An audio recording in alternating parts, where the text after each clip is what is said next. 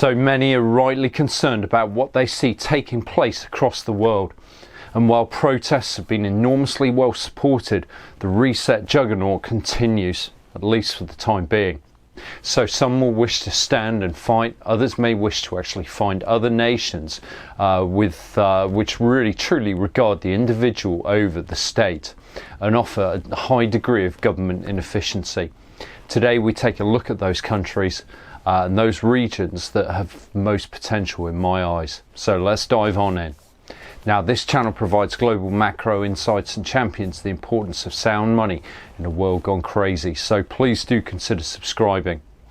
And so this is a controversial topic due to the sentiments over national pride, yet personally I think it's always worth thinking about a contingency plan, a means by which you can make an escape if things really do hit the fan. But which countries have the potential to offer some semblance of common sense and support for the individual over the state? Well, I think there's a few regions of key interest here. Now here I'm not seeking the best tax regime or the longest visa on offer. Of course these points are enormously significant, but for now I just want to actually understand where I would wish to actually gravitate towards geographically in the event of an all-out tyranny. I think a key emphasis is really in looking to exploit inefficiencies of underdeveloped governments. Consequently, they have poor reign over their citizens. Moreover, their currencies cannot easily be printed endlessly to support the expansion of the state. And so to my mind, the cornerstone of global tyranny lies with the movement licenses. The papers please attitude is one which the EU is desperate to roll out together with much of the developed world. Nevertheless, it's certainly proving a hard sell in parts of Eastern Europe. Notice Romania and Bulgaria are really not buying into this at all. The Romanian government has now actually fallen. Yet this is a war of attrition, and to that end I'm just not so comfortable with any EU nation, given its clear direction of travel here. Indeed, Lithuania has enforced this policy ruthlessly to date, forcing the underclass to shop in the newly established Soviet-style markets run from the back of people's cars, as this tweet highlights. And this is startling considering how tenaciously Lithuanian resistance fighters held out after World War II and Stalin's invasion with his Red Army communist goons. And so this map gives us a global overview of the passport rollout as it was, and thus countries to avoid.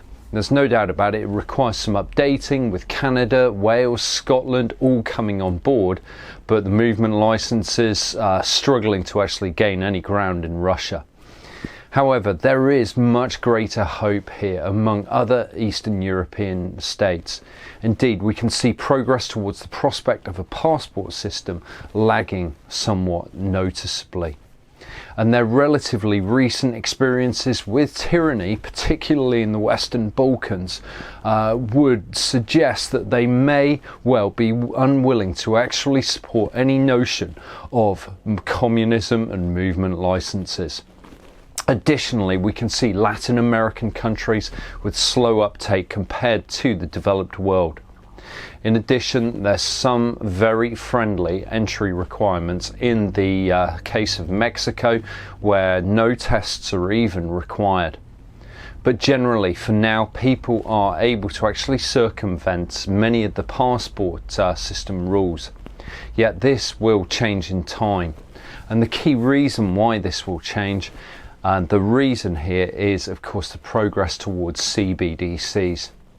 And so if we expand our analysis to look at actual forthcoming CBDCs, this is the final step in the rollout of utter tyranny, we can see which countries are accelerating their pursuit of the complete surveillance state.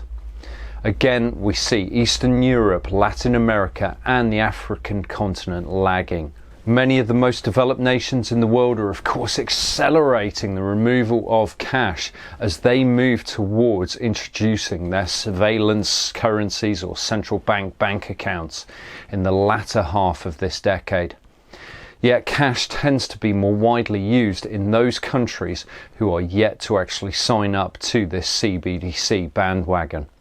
And it's also worth noting here that El Salvador, as a country who accepts Bitcoin as legal tender, offers a permissionless system which cannot deny anyone from creating a wallet, which of course central banks will be able to do with their CBDCs.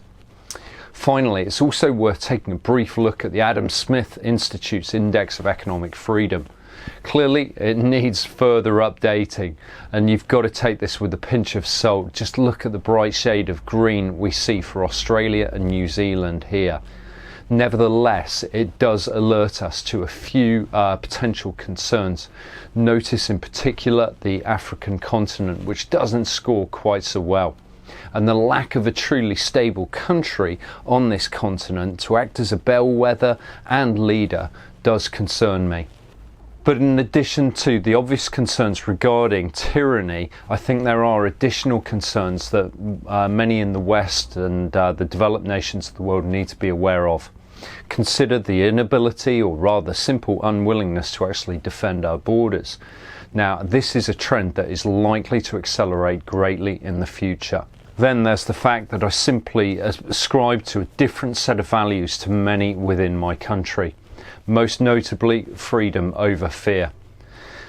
In addition, the demolition of healthcare systems and the forthcoming greenflationary policies of the West are a real concern.